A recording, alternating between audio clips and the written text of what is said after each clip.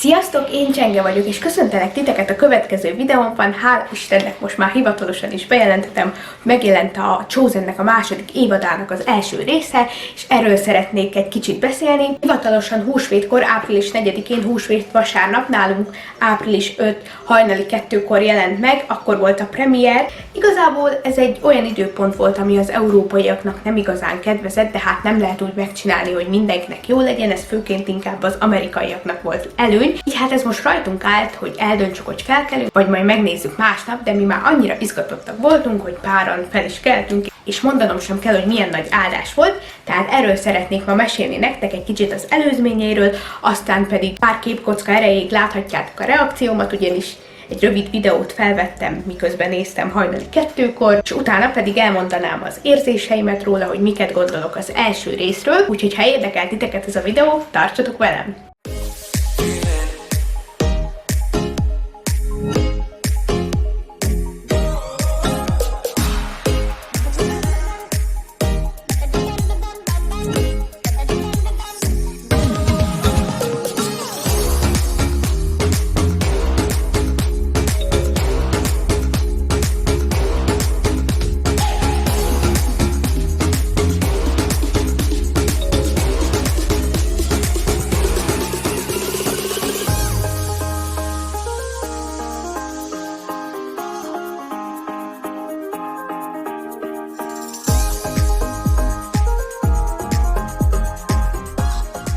Mielőtt még belevágnék a második évad első részének úgymond az elemzésébe, szeretném nektek bemutatni a Chosen sapkámat, ami még tök jó, mert pont húsvét előtt érkezett meg. Ez a Binge Jesus sapka, ami most a ruhámhoz nem illik, de a háttérhez már adná inkább, úgyhogy ennek nagyon örülök, hogy még pont megjött húsvét előtt, és akkor beszéljünk is az első részről. Tehát ahogy már említettem, április 4-én húsvét vasárnap már nagyon izgatott volt, nem csak mi, de az egész világ nagyon izgatott volt. Ennyit is az előzményekről, most pedig láthatjátok pár rövid képkocka erejéig a reakciómat.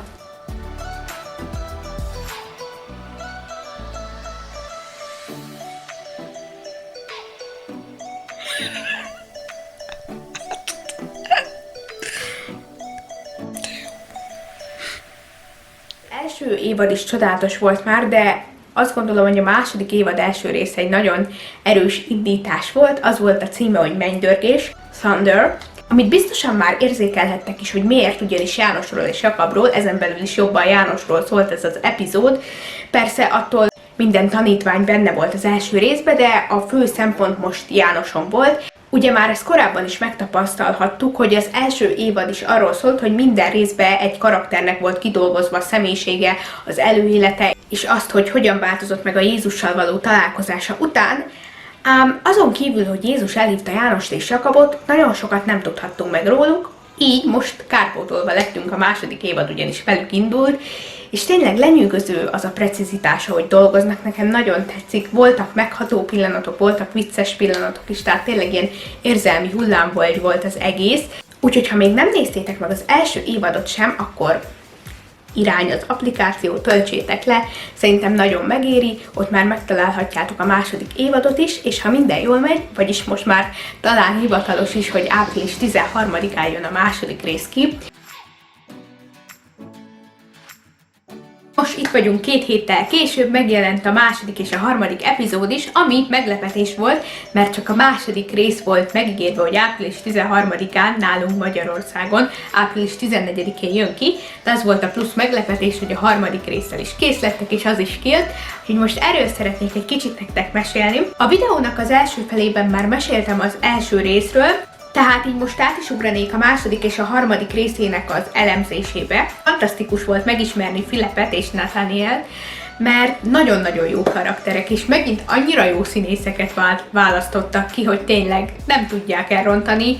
Philip karaktere nagyon tetszik, tehát az, ahogy bátorítja Mátét, végre Máténak van barátja, Nathanielnek pedig a története csodálatos. Nehéz helyzetekből is ki tud minket Isten hozni. Akkor már azt gondoljuk, hogy az álmunk teljesen tönkrement, akkor hirtelen jön egy olyan csoda, ami által minden újra összeáll, és nagyon szép volt a vége, ahogy Nathanielt elhívta Jézus.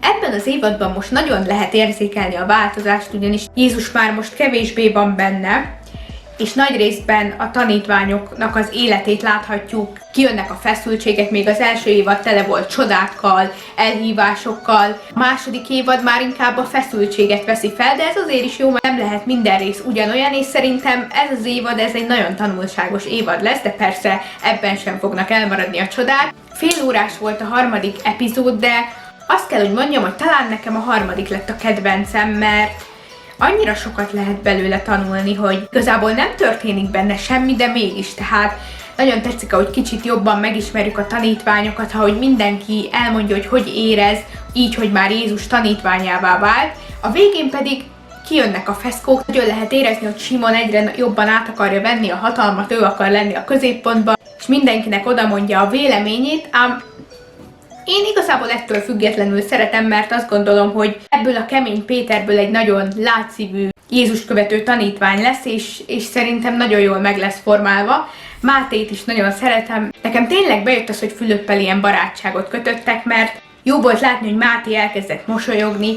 Fülöpnek a szavai, tehát hogy mindegyik szava olyan tanulságos, amiket mond, hogy tényleg, hogyha már Jézus elhívott minket, akkor már mindenünk megvan, amire szükségünk van, és a többit majd megadja időben. Ezt mondta Máténak is. Aztán, ahogy Natánielt, a barátját támogatta, hívta, hogy gyere és lásd meg, gyere és nézd meg, mert ő Jézus Krisztus.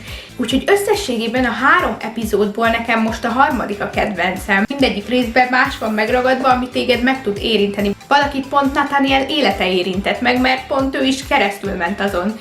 Valaki az első rész, mert hogy láthattuk János utazását, igazából az a másik kedvencem, mert az is csodálatos. Bemutatja azt, hogy írhatta János az evangéliumát. Nekem az eleje annak nagyon tetszett. A harmadik résznek a vége az érintett meg nagyon, mert nagyon sokszor van az, hogy hagyjuk, hogy elhatalmasodjon rajtunk a feszültség, és a tanítványok észre sem vették, és ilyen semmi dolgon összekaptak. És aztán megjelent Jézus a sok gyógyítása után fáradtan, véres volt a keze, a homloka, és mindenki elszégyelli magát, és rájönnek arra, hogy fölösleges dolgokon vitatkoztak, úgyhogy én nagyon kíváncsi leszek a 4. részre, hogy fog folytatódni, viszont erre még várni kell 3 hetet. Nekem nagyon tetszik ez, hogy nem hamarkodják el, hanem tényleg szépen lassan haladunk, és idővel kijön mindegyik. Úgyhogy összességében ennyit szerettem volna mondani. Remélem, hogy tetszett nektek ez a videó, és amint jön a többi rész, arról is fogok ilyen reakció videókat csinálni. Tartsatok velem legközelebb is, sziasztok!